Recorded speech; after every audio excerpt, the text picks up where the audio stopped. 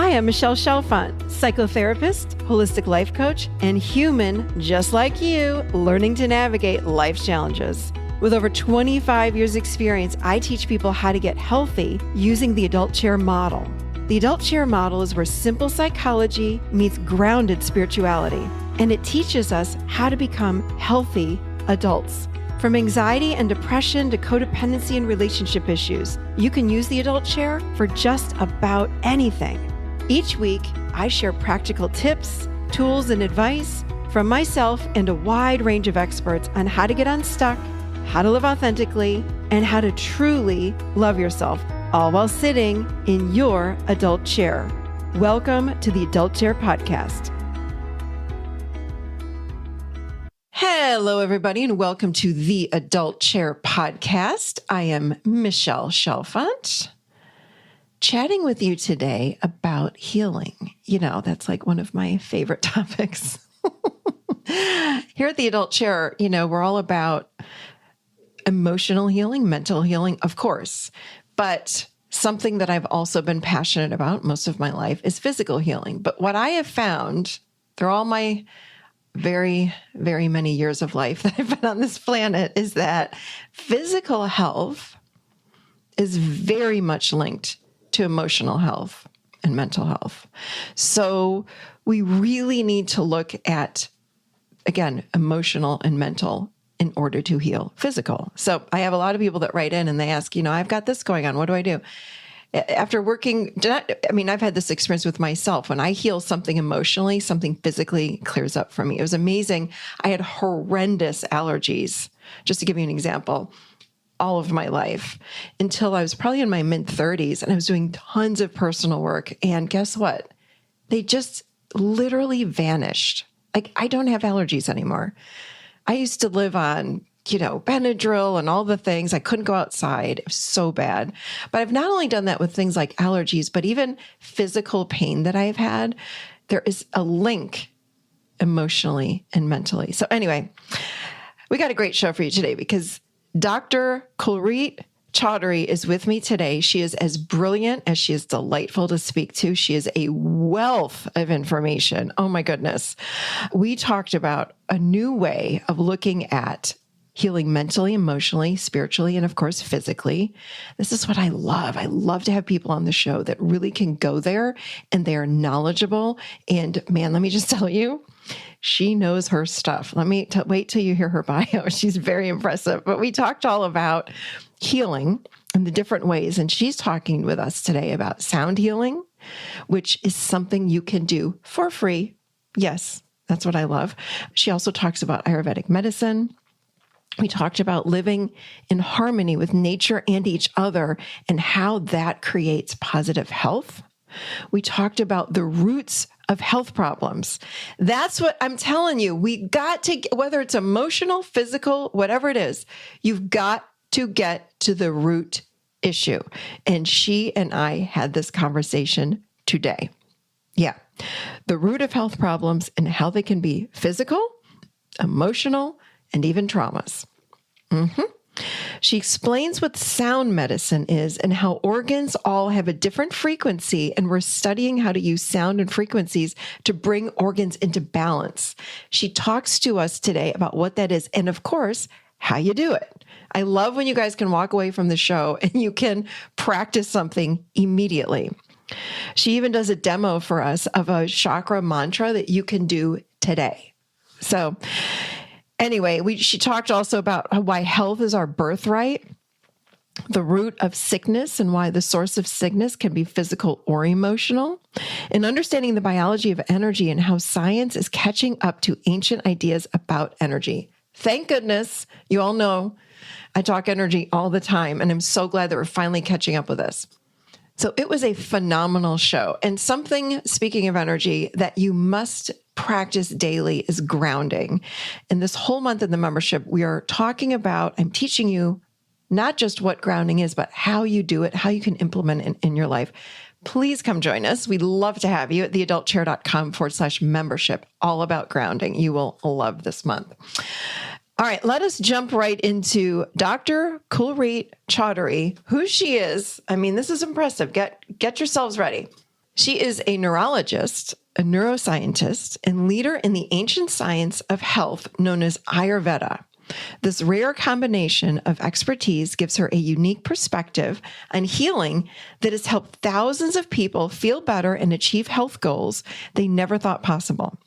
She's passionate about raising awareness for the need of a paradigm shift in contemporary medicine that focuses on patient empowerment and wellness-based rather than disease-based medical system. How wonderful is that? Let me just say.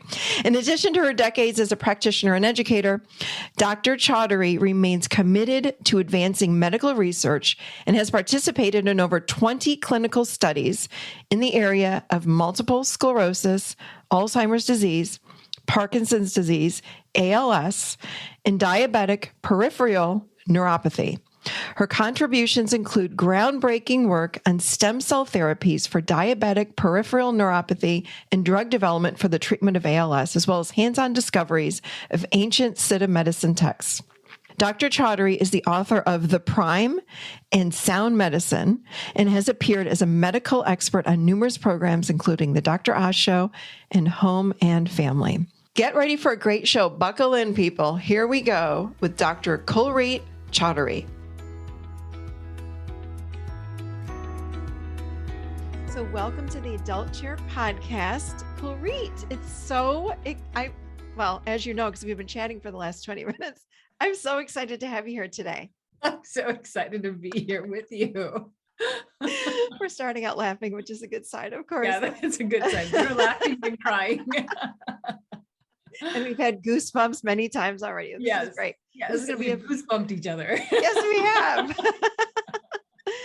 So I am thrilled to have you because I'm hoping that you will help us to learn about new ways of looking at healing the mental, or let's say mentally, emotionally, and physically. I know you've got a lot up your sleeve, and I've got this amazing book for people on YouTube that are watching right here. Get this book, Sound Medicine. So tell us about who you are, in case people do not know who you are and how you got here today. Like, tell us about what you're doing, but I want to hear about your backstory too. Sure. So who am I? That keeps changing. Who are you? Yeah. And I think I'm a work in progress. I'm a moving picture. I started out as, I started out with a very early meditation practice, which I didn't even know at the time was a sound practice, which is really funny. Because I think when you start things very young, I was 9 years old, they just become a part of your life. And so, of course, meditating at such an early age changed my perception of reality. I could see that there were the things that I experienced with eyes closed and the things I experienced with eyes open, and that there were bridges between the two, but there were also kind of this inner world that was more dynamic, more lively than even what I saw. And I saw that this inner world oftentimes dictated, kind of this external experience. So that was all going on. And at the same time, though, I was, a teenager in America and going through adolescence, and then went into medicine and became a neurologist. And somewhere between, becoming a medical student and then training for neurology, I kind of forgot about my early experiences with meditation. And, at the time, we didn't really call it Ayurvedic medicine. It was just, we ate a certain way, we lived a certain way, and it was just more in harmony with nature and using food as medicine. And so those were the beliefs that I grew up with, the philosophies that we ran our kitchen with. Yeah. And so then, of course, I got smart and got into medicine, and I was like, oh, this is all old fashioned. This is unnecessary. And the training was so grueling that I had to leave a lot of that behind. Mm-hmm. And so I woke up, to humility one day with these intractable migraine headaches. And so I'm a neurologist with intractable migraine headaches. and I spent a year giving myself all the medications that I was prescribing to my patients. And the medications were worse. The side effects from the medications were worse than the headaches. One gave me a beard and mustache. Another one put on weight. Another one gave me tremor. Another one doped me down to the point where I felt like I had lost 50 IQ points. Wow. And I just woke up, looked in the mirror one day. I'm like, what has happened? I was not really sick as a child. What went wrong here? What happened as I got smarter? Why am I getting sicker? And so I reached out at the time to my mom, who had introduced me to Ayurvedic medicine, and just said, how do I connect with those strange doctors, that you used to take me to when I was young? And I met with the Ayurvedic practitioner, and within one visit, he diagnosed the underlying issue as being a gut issue. I was under too much stress. There was too many toxins built up in my body, and gave me a program. In 3 months, I lost 10 pounds I didn't know I had gained, because all my clothes were shrinking. I wasn't getting bigger. The clothes were shrinking. My headaches were gone. I had more energy and creativity than I, think I had in my 20s. And it just woke me up to a way of integrating a view of the body and mind to create health in a much more efficient way. And so from that point, my, path just kind of veered off, going into Ayurveda, and then eventually more recently into the Siddha medicine documents, which is a tradition that's even older than Ayurveda. And I call it's like the quantum biology approach to health. And just going deeper into understanding really the science of why did sound work? Why did my mantra medicine practice? Now I call it mantra medicine, but why did that practice? Why did that transform me so much? How does sound heal? How do these ancient principles heal? And so that's kind of where I'm at now. And like you, I'm always just kind of I wonder what's going next. What am I supposed to do next? I know it's going to arrive soon. Next. Yeah. I'm just trying to keep up. I'm trying to show up for everything that happens without over planning. So I love your story. I'm curious. So you're 9 years old. I'm assuming that your parents taught you how to meditate at 9 years old. Yeah. So what happened was my mom had moved from India, where she had, kind of this extended family support, to the US, where she was now living an American lifestyle, which meant working, taking care of your kids, taking care of the house. And so she developed a thyroid condition because of all of the stress. And her endocrinologist wasn't an integrative endocrinologist, is way back before any of that happened, just looked at her and said, this is stress induced, and recommended that she do transcendental meditation. And within 6 months, her thyroid was back to normal without, medications. And so she immediately had my sister and I start. I was 9, my sister was 7. And she just figured, if this is good to me, if it's good for me as an adult, I'm sure it's going to be good for them, at an early age. So our brain just started rewiring from that time. And I'm guessing at 9, you don't really understand the impact that it's having. Yeah. You have no idea at 9 years old, but my gosh, I'm jealous that I didn't have parents that said, can you? At 9, I just remember I really liked the people, because I was my sister and I were the only kids. Yeah. I just really liked the energy of the people when we would go to the meditation meetings. I just knew it felt good. Yeah. You have no clue that you've just been given the most important gift, the most important tool for your entire life. I mean, I had no idea. Wow. It's crazy. And I love hearing that you were able to cure your migraines, without traditional medicine. And I want everybody to hear me say this right now. I'm not anti-medicine, but I've said this on many, many shows. I am all about, let's try other things first. Let's try. And that's why I'm so happy to have you on today, because there's so many things out there that people don't know. And I find that we're opening up more to herbs. People will say, oh, take ashwagandha for stress, or right. Everyone's taking ashwagandha. Yeah. Everyone's taking ashwagandha now, it's in protein shake, ashwagandha is all over the place. So people are really opening their minds to different things. And today we're going to stretch their mind even more, because again, it's free, it's natural, and it doesn't cost a thing what you're going to talk to us about today. Yes. And this has been around, which I love too. How long, let's start out with Ayurvedic medicine. How long, when does this date back to? Like, how long ago do we know? Was it like 8,000 years ago? Yeah, it's hard to date because it was an oral tradition before it was a written tradition. So what Yeah. we have records of is about 5,000 years, but we know that there was an oral tradition before that. And Siddha medicine, is even older. And so we've got records again around 8,000 years for Siddha medicine, but it was an oral tradition even before that. Mm. But when people ask me about like, well, what is it? I said, don't look at it as something that came from India. Look at this as this is how we lived in harmony with our environment, with nature, with each other many, many thousands of years ago. And it was there all over the world. But in certain places, like in India, it has remained an uninterrupted like chain of knowledge. And so there we call it Ayurveda, there we call it Siddha medicine. But this was really the way that human beings balance themselves, their communities, and their environment on the planet at some time. And then it got fragmented. And then it only existed in certain places as a continuous lineage. You keep saying these words in harmony and in balance, and that's Yeah. how we're supposed to live, in harmony and balance with everything. Absolutely.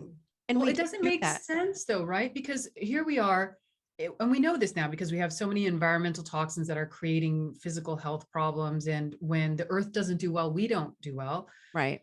Who would bring like toxic waste into their home and then expect to be healthy? Nobody would expect that. And that's just our near environment. That's just like the immediate environment. And so when we talk about like, mind, body, spirit, health, this was an approach to living where health was the natural repercussion of living with consciousness about our relationship with the planet and our relationship with each other. So health wasn't something that we strove for. It was just our natural birthright because we knew how to live. Mhm. Now we have to strive for it. Now we have to like hunt it down and undo things because we're no longer living that way. But there's still ways, even if society as a large isn't living in harmony, there's still ways for us to be harmonious. And in so being a tuning fork for those that are immediately around us and creating, our little bubble of peace. Yes, I love that. Love that.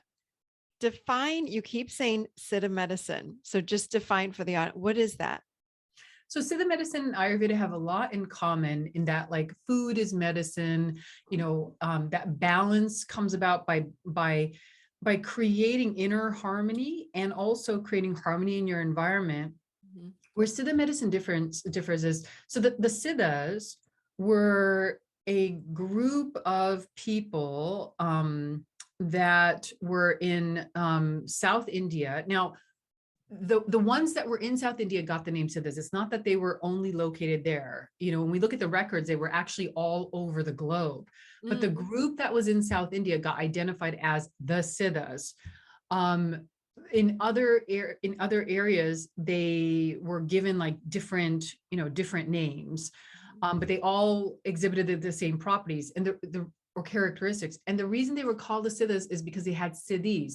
So siddhis are considered supernatural powers. And the reason I'm putting that in quotes is it's really just when you understand who you really are and when you get to that point of union kind of with nature, the laws of nature change, right? Oh. And so when the laws of nature change, you no longer have superhuman powers, you just have human powers that are in alignment now with that level of consciousness. And so they were called the Siddhas because they were considered to have superhuman powers. I liken them to the Jedis. Like like Yoda would be like a modern archetype of a Siddha, because they were known to use the Force. So we call it, right, the Force when we refer to Star Wars, but it's just aligning yourself with that force in nature, that energy in nature that is underneath all of life. And so they aligned themselves to that.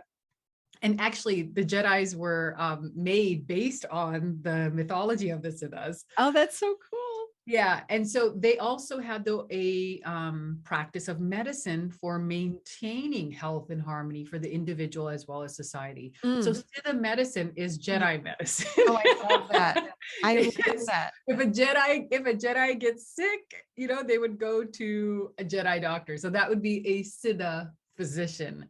And you would be then, of course, looking at the cause of disease from all of those different levels of where is it coming from? Is it coming from just the physical body? Is it coming from some kind of inner mental process that is creating a physical impact?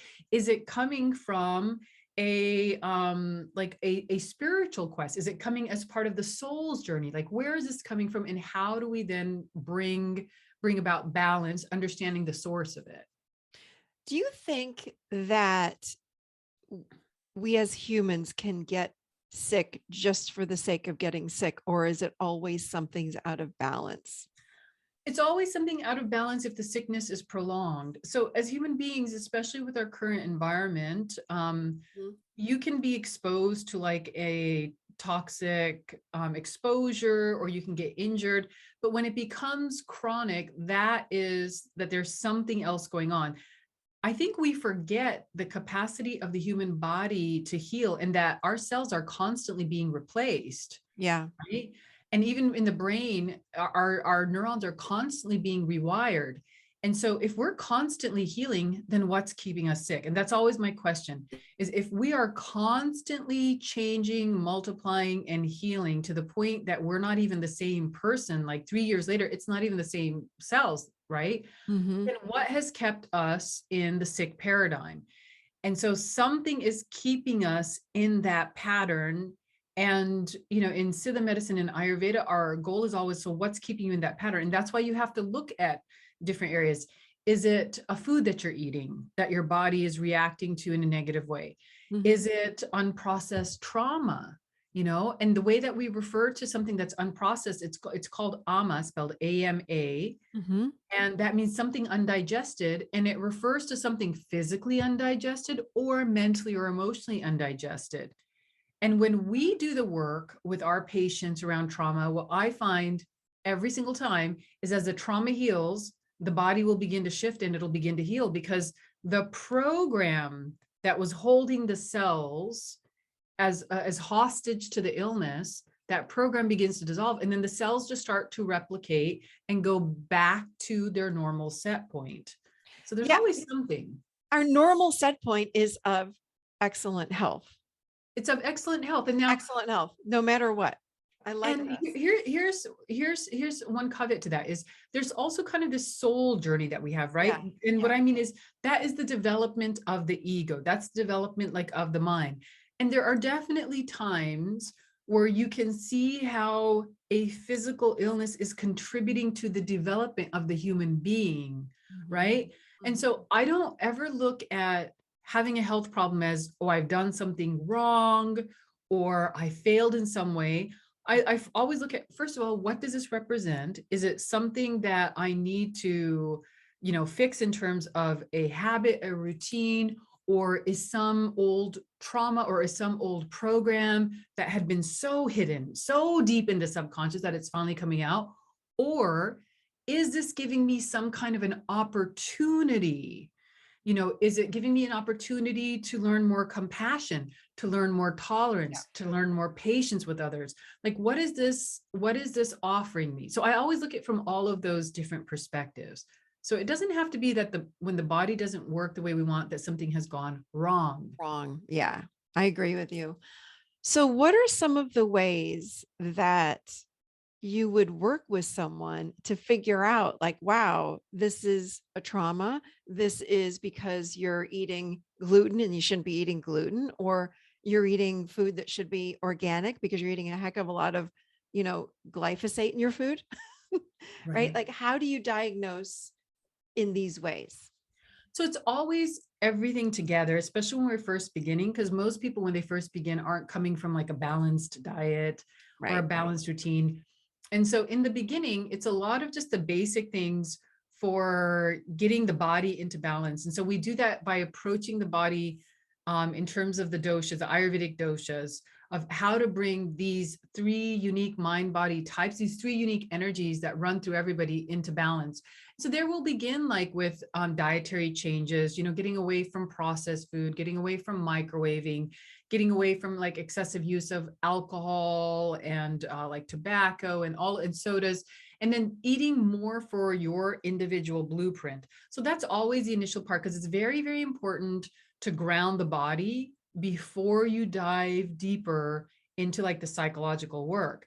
Now, from my experience, anything that has been really chronic over time has a psychological component. And what I mean by that is that there has been something unprocessed in the mind that has woven itself into the biochemistry.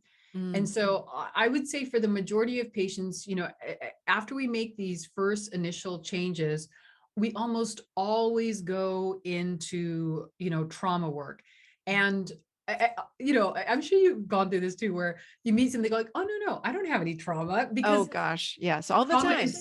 trauma is so normalized now that it's become part of just like our picture for normal family life. That, well, of course this happens because everybody goes through that. Well, that might be true, but that doesn't make it normal. It doesn't make it healthy.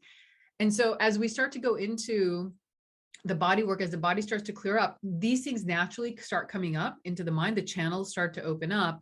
And at that point, in working with patients and being able to map out the body based on where things are happening, there's a lot I can tell them about. It's probably related to this because the body is a map to the mind. And so we start coming up with the themes of it's probably this. And most people are like, how did you know that? Because your body is just mapping out what's happening in the mind. And then I'll ask for them to incorporate the use of, a therapist. Usually I'll recommend either EMDR or lifespan integration. Something where they're able to go back and do the, childhood trauma work and the childhood integration and really connecting with the unprocessed emotions. And as people start to move through that, which is usually just astounding because they go, oh my gosh, I finally dealt with the constant fear I had of having an alcoholic parent and all my gut issues are gone.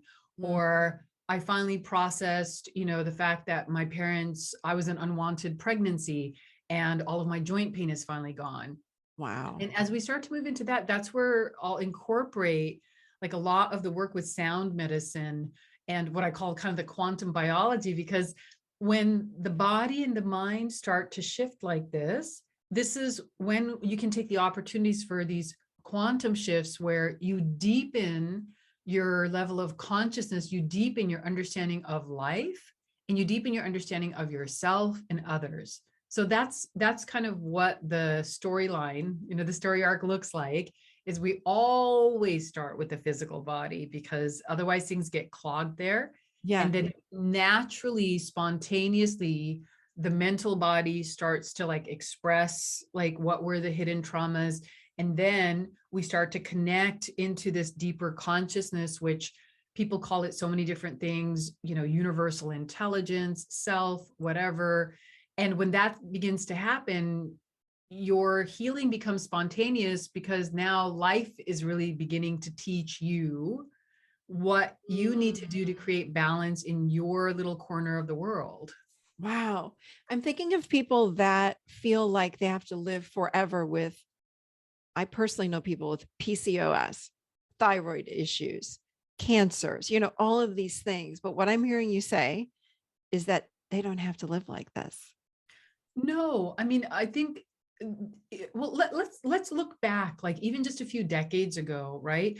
I remember like hearing that somebody had cancer. It was pretty rare, right? Yeah, it was actually. It was very rare. Like I remember my 20s, like if somebody had cancer, you're like, oh, wow. And now it's like you can throw a stone, right? And you will have hit somebody who either has had cancer or has a family member who's had cancer.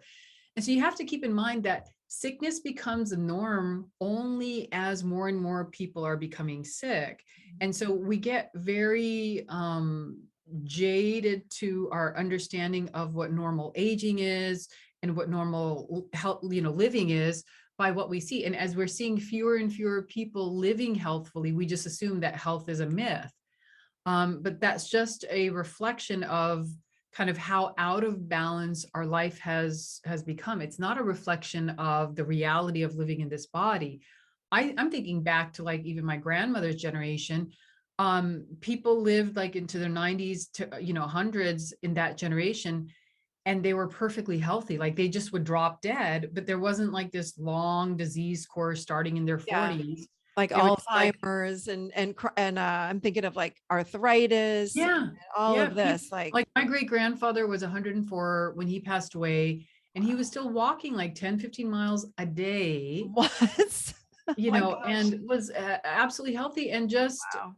went to sleep and didn't wake up. Like we forgot that people used to go to sleep and not wake up, and that's how death would happen. It would happen at home, Mhm. and now death happens in the hospital because we're deteriorating. But just because we're seeing it more does not mean that is natural or that is the story of living in the human body. It's just been the modern life story of living in the human body. But we still have a lot of choices. There's certain things we may not be able to change, but there's a lot of things that we can change about how we live. So let's just assume someone's listening to this with autoimmune disease. I'm thinking of all the things that we all live with, right? I myself have struggled with adrenal fatigue. And it's Oh, funny, I'm listening to you and I'm like, you're so right about this because of my childhood being hypervigilant, my nervous system's like, and I yes, worked so absolutely. hard to bring myself down all these years, but have battled with fatigue for many reasons. I'm an empath plus adrenal fatigue, but I've gone to all these different functional medicine docs. If you saw how many supplements I have downstairs, shelves, plural, of stuff that I take. And I said recently, I've said it a few times actually, but recently again, I said to my husband, I go, I'm done. I'm done. I am done with all of these supplements. I will continue my lion's mane because I love lion's mane. But otherwise, I'm really done with all this crap because I notice that I can take all these supplements and nothing changes when I do all the blood work and or it'll change a little bit. I feel Yeah. for sure I feel better, but what has worked better than anything, I'm calling these things that my micro moments of stillness throughout the day, my Yes. micro moments of gratitude, when I slow myself down, when I start taking breaks throughout the day. And I mean, I leave my phone down, I go sit outside, I do grounding, I put my feet right on the ground. And I realize I'm getting back in this rhythm. I just said that to someone recently. I said, I feel like my body's in this beautiful rhythm state that I've never been in. And guess what? I have more energy than I've ever had. I use my singing bowl. I was just saying to you earlier, every day I hit that singing bowl and I'm chanting my Om every day. People know me. If you've done any live event with me, I'm like, I got to go to the bathroom again. You guys know my bladder, but my bladder is actually improving. I'm like, how am I getting healthier? My memory is getting better. Now, again, I'm taking lion's mane, but all this stuff is happening. This is why the timing of you being on is perfect. How the heck is this happening? Like, and I'm realizing, and I am a very mindful eater. I've heard you talk in the past about, not just mindfulness, but consciously eating, even eating foods that are grown with consciousness. And I do. We have a garden, and I am out there talking to my tomatoes. Like Yes. that's just what I do. So, and they taste better. But talk about. I don't know. Well, first of all, do you want to comment on all that I just said? Let's start there because So I agree with you completely. And when I have patients coming in with a laundry list of pills, I'm like, you're not living right. If you're needing this many pills, something's just wrong in how you're connecting to life itself. yeah. And I take a few Ayurvedic herbs because they're like the anti-aging, they're like the ones that support cognitive function. They're the ones where I'm kind of paying it forward to my health. Right. But if I'm having to take a lot of things on a regular basis, there's something that's not right in the way that I'm being able to connect with the energy of life. Again, using the Jedi symbolism of the Force. Yeah. And so what you're doing when you're doing all of that is, so imagine, and this is now becoming, you know, a new paradigm for medicine of the biofield, the human biofield, meaning there's fields of energy that surround and permeate the human body. And look, even at the human body as a field of energies that's just the densest, and that's why you can see it. Yeah. But there are fields of energy. So you have the physical body, and then, you know, a couple layers out, you've got the mental body. And for most of us, that's all that we see. We see the physical body, we see the mental body. There's other fields of energy. And as you connect to kind of the subtler and subtler fields, you know, one is called like the wisdom field. The other one is called the bliss field, or the Anandamaya kosha, because it's the field where when you connect to it, you experience so much bliss. When you connect to the wisdom field, you have spontaneous wisdom, kind of what you're describing of, I'm done with this, and I'm going to just start doing these things that help to ground me. When you connect to those fields, and especially when you start to get towards the, you know, the bliss body, which is said to have unlimited amount of energy, Wow. so it's infinite amount of energy. And this is why, you know, when you see the Indian sages who are connected to that, they don't sleep, they don't eat, Yeah. you know, they're just functioning off of breathing. They don't require anything. And so these are all fields that are within us. These are all fields that we are made up of, but we're not connecting to. When we begin to connect to those fields, we're drawing in stronger, deeper, more permanent energy sources. So it's not just the energy in the tomato, we're drawing in the energy source that the stars are drawing in, right? That the plants are drawing in, that all of life really draws in. And we're starting to connect to that. And one of the reasons why the use of sound, especially sacred sound, and you were talking about like doing your singing bowls, why that is so important, or like the use of these ancient, you know, mantras, which are also just, they're sound vibrations that exist even in inaudible form, that once perceived by those that were connected to these fields, they made audible and shared them with humanity. But once you start using, you know, these kinds of techniques, these vibratory codes, they come from that innermost field that has infinite energy, and they connect us back to that. And so when we start tapping into those energy fields, and this is what I call quantum biology, is we start changing on a quantum level. And it's very, very, it's much faster, but it's also much more independent than just of our physical sources. And this hit me hard when, you know, I've been so conscious about the food that I was eating, and I'm very, very active. Like, you know, I do martial arts, I do Bollywood dancing, which I love.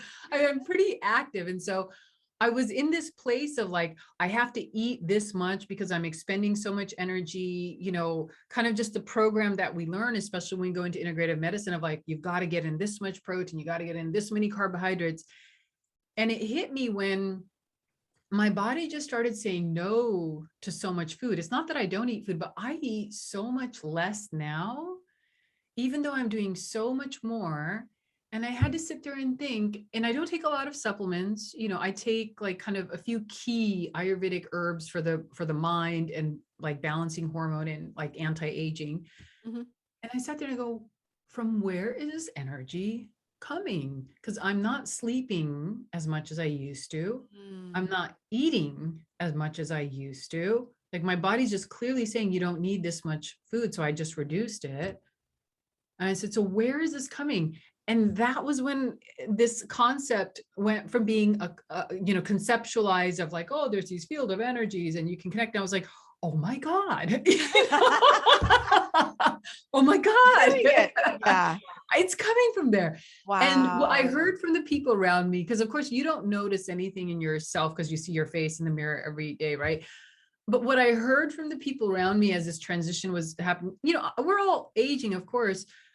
But what I heard from those around me was like my skin looked different, like it was glowing more. I don't like wearing a lot of makeup to begin with, so I usually don't wear makeup like on a day-to-day basis at all. But they were just noticing that something was different even about like my skin. And I noticed like if I got injured during martial arts, like I was recovering faster.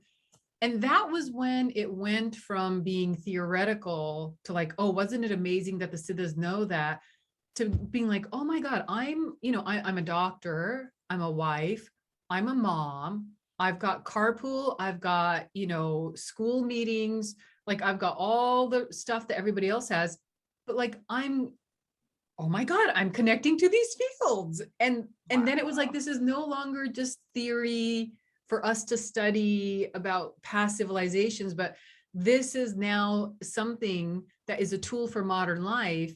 And like, I still have all the same responsibilities. I still have to do my taxes, Yeah. Yeah. Like You have all the same stress. What I'm hearing is you have the same stresses that many of us have. Most of us have. They may not be exactly the same, but we all have stresses. So It doesn't make sense that you would look younger, have different skin, not eat as much. It doesn't make sense, right? But and that's when it hit me that this is a modern day technology that we just aren't utilizing, right? That it's kind of like how our life changed once the internet was available. If you would have said that to people before of you can get any information, it was like, what? But there is this kind of, cosmic internet, this cosmic wireless system where you can also tap in and pull in information as well as energy. And it just happens over time. It doesn't happen like overnight, but there are tools for that. And that's really now how I approach like my patients in my practice, as I mentioned, doing the physical work, doing the mental and emotional work, so critical to do the mental and emotional work, because you can't connect to these deeper fields until you do the emotional and inner child work in particular to heal those traumas. And then as those heal, using sound techniques, using sound medicine to just bring in that energy, and all of a sudden it's like, oh, it's just like eating, right? It's just like how you're getting energy from eating, but you're getting it from vibratory codes. And talk a little bit about, we are vibratory beings. And I don't think people realize this. We are energetic beings. And what you're describing is, I'm guessing, is the aura, what you were just describing. Most people know that we have some sort of auric field or energy field that exists around us. So what I'm hearing you say is that as we work with this sound medicine, it can take us into deeper layers of that field. Absolutely. So when we talk, and what's so nice about this though, is science is starting to catch up. This whole model of the biofield, which came about from a group of, physicians and scientists who came to the NIH, because the NIH was like, look, we've got all this research about acupuncture, about Reiki, about healing touch, and we don't know why it works. We now have research for it works, but we don't actually have a paradigm. And so one of the main biophysicists who went there, Dr. Beverly Rubik, she came up with the term biofield to explain a new model of the human body, where it's not just limited to this, what you feel, but that it is acknowledging that there are subtler fields of energy that penetrate this physical body and impact it. Now, we know this because if we didn't know this, we wouldn't be doing EEGs, where we're looking at electrophysiological, brain waves. We wouldn't be looking at EKGs, where we're, again, looking at waves of energy produced by the brain and heart. So we know this. And even when I started looking into this research, I was like, why didn't I ask where these are coming from? Right? Because they're just waves of energy. And so we've measured this in modern medicine, but we have not yet turned it into a field of medicine. And this is where quantum biology, which was predicted by many of the quantum physicists, that there will become a time, because they recognize that we were vibratory beings. So they predicted, Einstein predicted, Max Planck predicted way back in the last century, that there will become a time that we recognize ourselves as vibratory beings, and that our medicine will reflect that. And that's where you start getting therapies like light therapy, like lasers. We don't even think about it. Lasers are light therapy. We do surgery with lasers. They're just light. They're light in use. And sound, which has even been used to treat, certain neurological conditions through the use of music therapy. We have all of this science around it, but because we don't have this paradigm shift in medicine yet, that we are vibratory beings and physicians aren't talking to their patients, that as a vibratory being, I have to figure out which component of your present illness is coming from just the physical body, which component is coming from the mental or emotional body, and which component is your lack of ability to connect to these deeper fields of energy that provide you with that regenerative energy. When we start talking like that, and we start to accept that it's really all one field effect, right? We're addressing it at different levels, but it's all one field effect. When we start talking like that, there will be nothing that we cannot treat.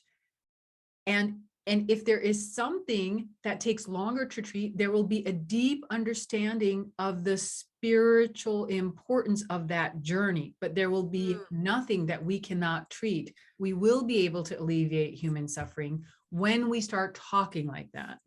Are you and I goosebumping again? I'm trying to show you. Do you see my goosebumps? like what you just said, like I need the emoji, the mind blow. Like that was huge what you said. I'm like, I have goosebumps top of my head to my toes. There will be nothing we cannot treat. Unless, of course, there's a spiritual lesson, which even then you're still treating the suffering of it. Yes. And that's what I have found in my own journey. Yes. When there was something that I was like, oh, I can't get rid of this because there's something linked to this. There's some value. The suffering still is alleviated and you go deeper into the life lessons that it has to serve you, but it's not suffering anymore. And when I tell this people, they go, well, do you think that it's going to happen in your lifetime? I said, I don't need it to happen in my lifetime. I don't need it to happen in my lifetime to enjoy the knowledge and the discovery that this will happen eventually. And I'm going to do as much as I can to contribute to that future, but I don't need it to happen to my lifetime to enjoy the realization that we're going there. So true, because you're practicing it now. It doesn't really matter, right? It I mean, it does. Yeah. And as it moves outward, as it moves out to more and more people, we'll experience more and more joy as a global community. Yeah. But you can still tap into that even while you're having your struggles. And I'm not trying to say that it means a life without challenge. It means a life with challenges, but with the appropriate tools to meet those challenges. Mm-hmm. Yeah. Right. Yeah. Because we're always growing. Yeah. But that we can experience that now, and then we can wait for, our global community to experience it on a larger scale, but we can experience this now, and we can provide this to our families, to our children's, to, our parents. We can do this now as we wait for the world, to catch up. So I want to ask you, because I know we only have a few minutes left. We have a lot to cover. I want to talk about two different things. Number one, the types of sound medicine there are, number one.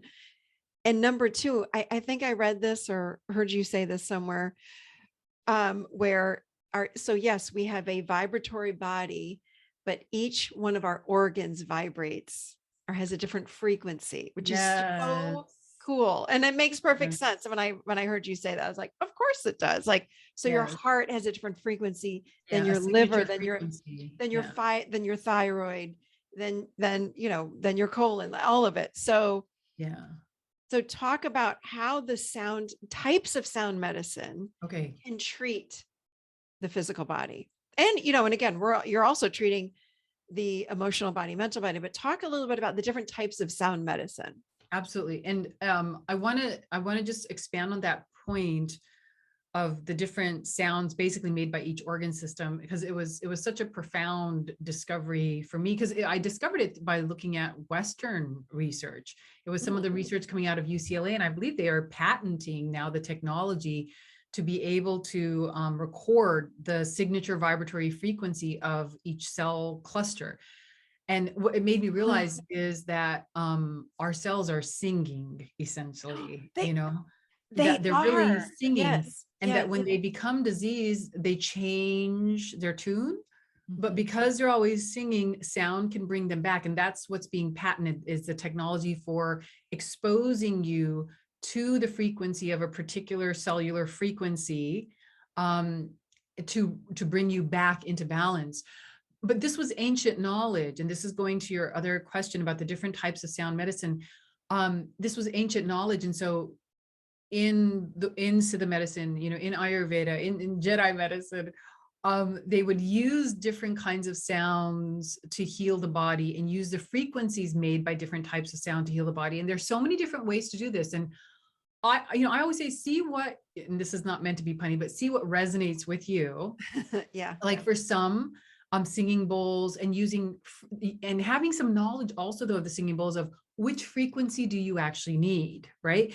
Because doing singing bowl, it's always going to be enjoyable. It'll always be meditative, but whether it's medical depends on whether you're using the frequency that you need for the area that you're trying to treat.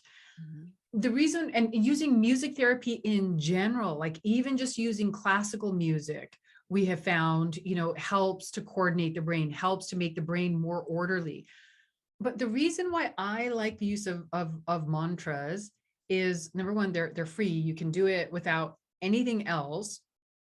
But the specific mantra that I think you're referring to that I mentioned in the book is the chakra mantra. So the chakra system it's the highway where all of these energetic systems suddenly collide, right? They will suddenly collapse onto the physical body in these energy centers. And I didn't appreciate it at first, but then when I was studying the chakras, I'm like, everywhere where the major 7, chakras are, at least for the lower 5, is where you have massive nerve bundles collecting in the body. And I was like, oh, why didn't I pick that up before? Like as a neurologist, I should have, thought of that. That even for your nervous system, it's where there's tremendous amount of information coming together. And so each of those major chakras, all the minor ones also, but for a daily practice, each of those major chakras have a vibratory frequency that normalizes all of the organs that are fed by that chakra. Wow. So even as we wait for this technology where sound is going to be used for a particular organ system, you can wait for that, or you could just use the vibratory frequency that was heard coming from each of these major centers, and you can normalize your own energy body on a daily basis. I feel like it's like taking an energetic bath every day. So I take a shower for my physical body, but then I do this chakra mantra meditation every single day, because that's what's clearing off all that is not physical. How do you clear that off? When I clean my body off in the shower, how do I clear the rest off? And for the rest, you've got to use sound.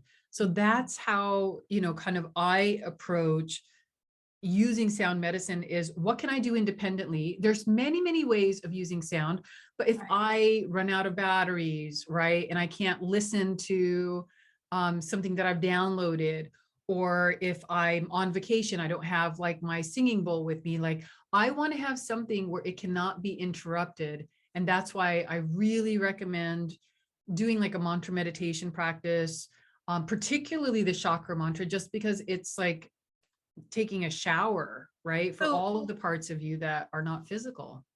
It is on page 202, just saying. I had to read it over. So page 202, everybody.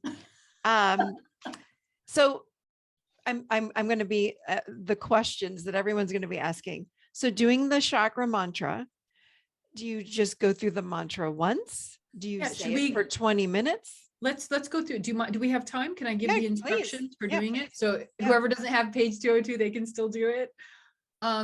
So the way that you do it, I'm going to recite it for you, for everybody. Mm-hmm. And I recommend starting first with just 5 minutes a day.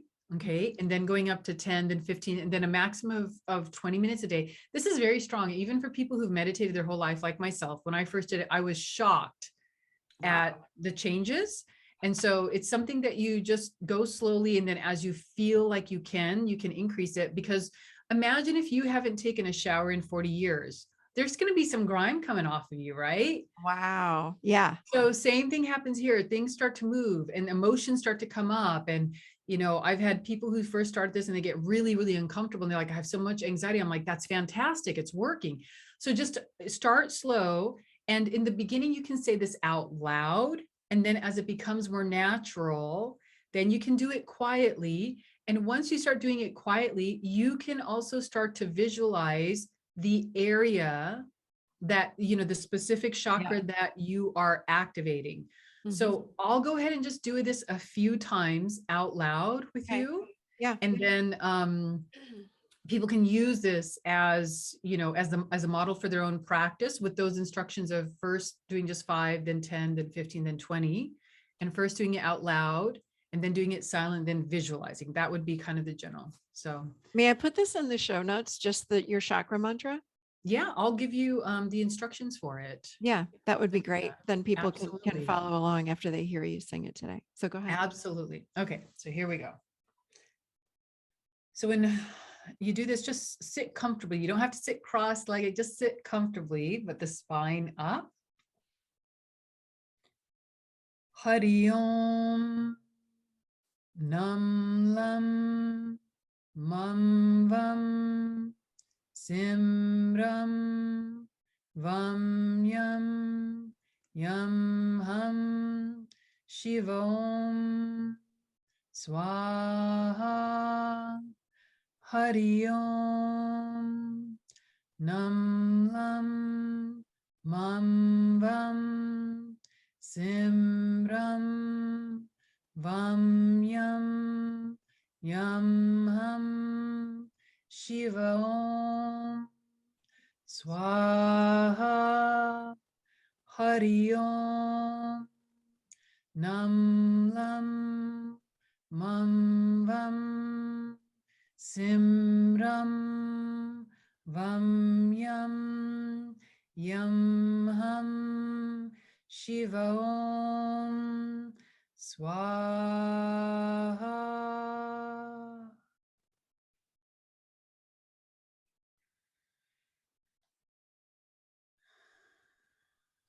So whenever you do this on your own at home, just take several minutes afterwards to come out of it. We're doing it a little bit short today, just since we're in the middle of an interview. Otherwise, you want to just take your time coming. But as you do it, you'll actually start to notice the vibration that is moving like through your body. And it's that vibration that starts to dislodge old obstacles, whether it's in the physical body or the mental or emotional body. And as those obstacles are dislodged, you naturally become more and more connected, to these deeper energy centers that provide you with all the necessary energy that you need for life.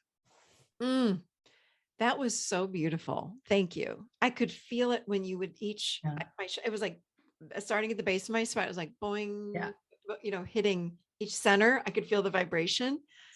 It was beautiful. Thank you for demonstrating that. It's my pleasure. Yeah.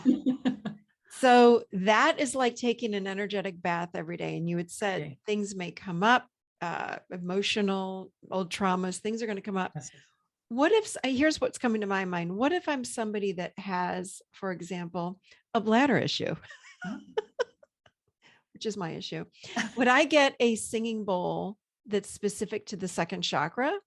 Would that be beneficial? You can, but the reason why I like this chakra mantra is your issue might be in the second chakra, but it might originate from the heart chakra. You see, the block may be manifesting in the second chakra, but the origin might be from another place. And so when you do all of the chakras, you're opening them all up, and you're opening them all up sequentially and simultaneously. And so, it's kind of like whenever we diagnose somebody physically with lab work, right? You might say, okay, you have this, but where is it really coming from? It's the same. When you diagnose, even like, okay, I've got a bladder issue that's associated with the second chakra. Okay, we know that chakra is involved, but where did it come from? It could be coming from there, or it might be coming from somewhere else. So when you do all of them, invariably you're ending up clearing, over time, all of them. And then you start to notice this harmonizing, right? And so then the symptoms start to gradually go away. Now, in the beginning, this is really important to understand. In the beginning, things may get worse because you're opening everything up. And so never look at things getting worse in the beginning as a negative. It's a sign that you are uniting with the sounds and the sounds are moving things out of your energy body. Mm. So, and when you said first you speak them out loud and then you eventually move inside. So you're just saying them inside your head eventually. Yes. Okay. Yes. They get Beautiful. stronger and stronger as you do them internally. And you know this, our internal dialogue is always stronger than our external dialogue, right? Yes, it is. And That's so true. eventually, like those sounds become a part of your internal dialogue, your internal rhythms. And that's when they start, just running like on their own. I love that. People, I don't think, have any idea about mantras and the power in a mantra. And it was kept, part of the reason is it was kept secret for a long time because they're so powerful. And, I think that there was a point where they were misused. Now, all the mantras that are predominantly shared now, and the ones that I'm sharing aren't ones that can be misused. These are all like mantras for health, healing, and so forth. But can you imagine if you had the vibratory code for the universe, just kind of how much you would be able to do. And so there was a time in history where that knowledge was kind of pulled back and just not shared. And what I have seen is over the last several decades, over the course of the last century, is that they're being mobilized out, because I think we're just at a time in history that if we don't use them, if we don't do something to do a course correction very soon, we're not going to have this planet anymore. So I think that it's been out of compassion that many of these traditions have released, this knowledge again, which has allowed people like me to, go and do the research in India and bring it back to the West. It's only because those gateways have been reopened. This is incredible. I want to keep you on for 3 hours, but I know I cannot. So I want to ask you one more question, if that's okay. Yeah, of course. Of course. I don't want to let you go. So someone's listening to the show and they're saying, okay, I would like to try this again. I want a different way, or I'm stuck. I'm on meds. I'm in bed because I have chronic fatigue. I don't know. What would be the next step, or the first step, I should say. So if they say, I'm going to tell everybody right now, go get the book, Sound Medicine, for sure. Your book, amazing. But what would someone do first? Would they go find an Ayurvedic doctor? What would be the first step? Yeah, so it's a very good question. So the absolute most fundamental first step, I would say, is first just become aware that the sounds that you yourself make in terms of your thoughts, the words that you speak, are shaping your health. So first, just look at what is the first thing you can control: the sounds that you're making out of your mouth.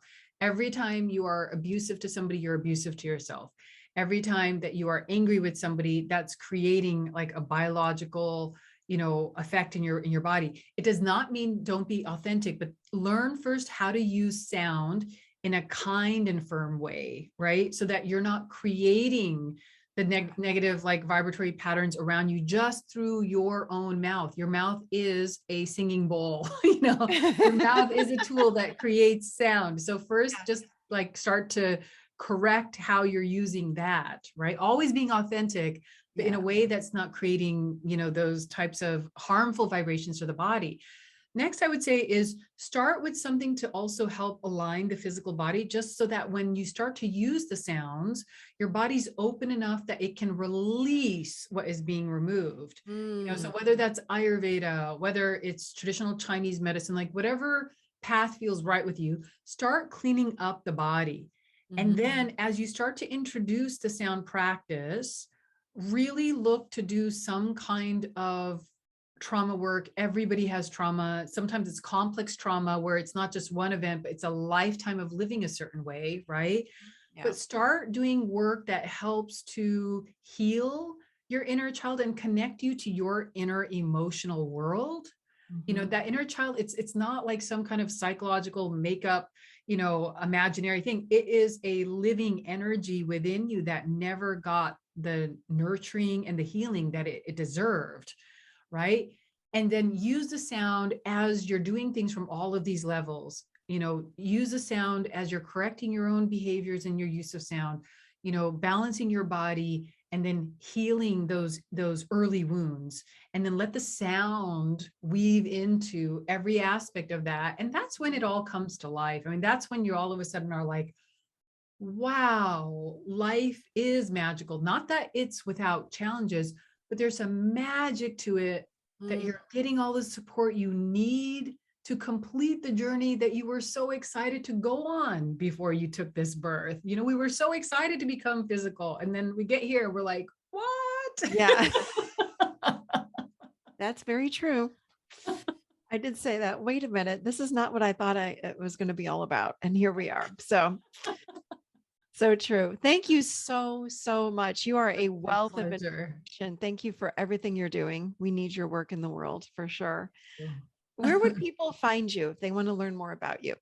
My website, which is just my name, is a great resource. And I've just launched a program with a company called Healthy Directions, where we're putting together a program with the use of certain supplements. So I told you there's only a few supplements that I use that are anti-aging. So I'm putting that together, and those supplements will all be exposed to ancient mantras. So my husband is actually the one who's making the recording. So as they're being manufactured and stored, they're all being exposed to ancient mantras. But through that program, we'll be talking a lot about like the things that we were already speaking of how to heal the body, how to heal the mind, how to do trauma work. And we'll be going into more and more of these ancient principles. So that'll be all the content that I'm creating. Wow. with their health. So where do we find this? There's a website, or it's on your it's on just your the website? Company's name is Healthy Directions, and I have my own page, and we're putting up new content. And in the future, I'll have my own my own podcast. I want you to come. Oh, I love that. That'd be fun. Let's do it. Yeah, and I'll just be talking a lot about this. It's mainly going to be talking a lot about this ancient knowledge, and just explaining to a modern audience. So I'm just in the beginnings of that Good program. for you. Well, congratulations. Thank you. I didn't know this. I'm putting it down too. I'm going to add all this to the show notes. We'll find the links for Healthy Directions, and we're going to put all of this in my show notes so people can go find you. We're also going to add page 202. Yes, and I'm going to give you an easier page to follow for that. That'd be awesome. Perfect. Thank you so much. This was phenomenal. We'll be seeing each other again soon. I have a feeling. I look forward to it.